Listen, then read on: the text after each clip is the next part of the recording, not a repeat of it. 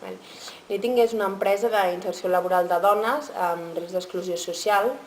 i el seu objectiu principal és elaborar prendes fetes a mà.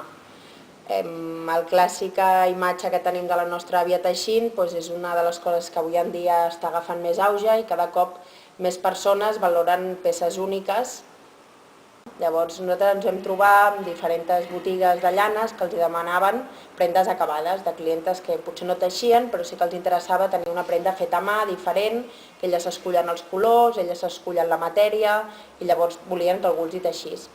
Llavors, d'aquesta unió d'aquest món de Llanes per Labors amb Fundació Sur, que és una fundació d'inserció laboral de dones en risc d'exclusió, amb seu a Barcelona, que treballa en molts àmbits i surt una mica la idea de muntar aquest servei diferent, que era una demanda, un nínxol de mercat que hi havia i que ningú estava cobrint. Llavors Knitting neix justament el 8 de març de l'any passat, o sigui el Dia de la Dona, i es comença a treballar la primera col·lecció també el dia de Sant Jordi, vull dir que té dos dates així bastant claus. Aleshores la primera col·lecció va ser per la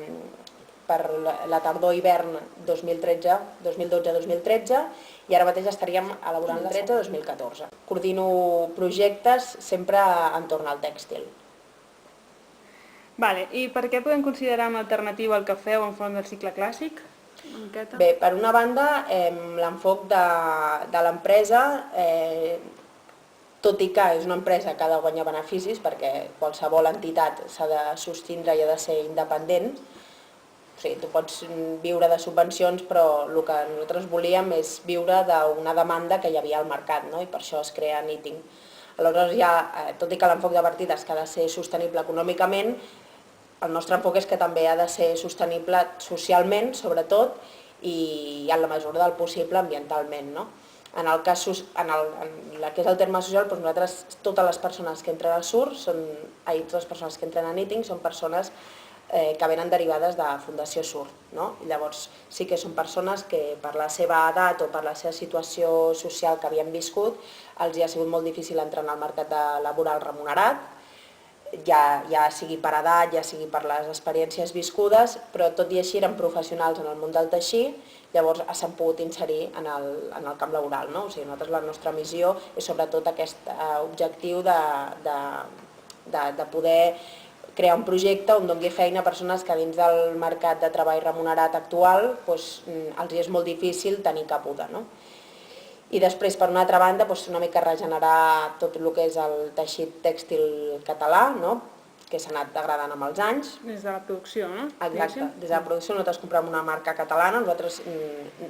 nostres productes no són 100% naturals, vull dir, treballem amb matèries que són naturals però també treballem amb acrílics i també treballem amb una empresa que sabem que a part fabrica aquí, però no sabem, o sigui, nosaltres no... tot el cercle virtuós del producte no el tenim, nosaltres no sabem des de qui recull el cotó fins a qui fa el capdell, nosaltres això no tenim cap tipus de control, nosaltres comprem una empresa d'aquí que té seu aquí i nosaltres sí que ho elaborem tot aquí, però tota la matèria prima no controlem l'origen de la matèria prima. Nosaltres el que sí que controlem és tot el procés de confecció i aquí sí que podem assegurar que són persones d'aquí, són persones que ho fan tot a mà i nosaltres aquest control sí que el tenim, no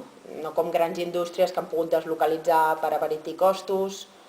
Vale. Llavors, ja per finalitzar, si pots dir una frase als alumnes de les escoles de Catalunya per motivar-los a ajudar a millorar el cicle de la roba. Nosaltres, sobretot pensant en tot el que és el món de l'alimentació, jo vinc del món de l'alimentació, crec que és important que així com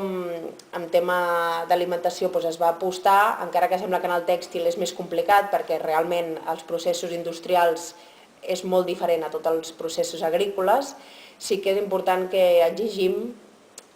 d'on ve la roba que portem i plantejar-nos dues vegades si és més important tenir dos jerseis o tenir-ne un que realment sàpigues en quines condicions està fetes. I això realment està a la nostra abast, vull dir, el poder del consumidor és molt més gran del que ens pensem i per canviar les coses es canvia al dia a dia. Llavors, és veritat que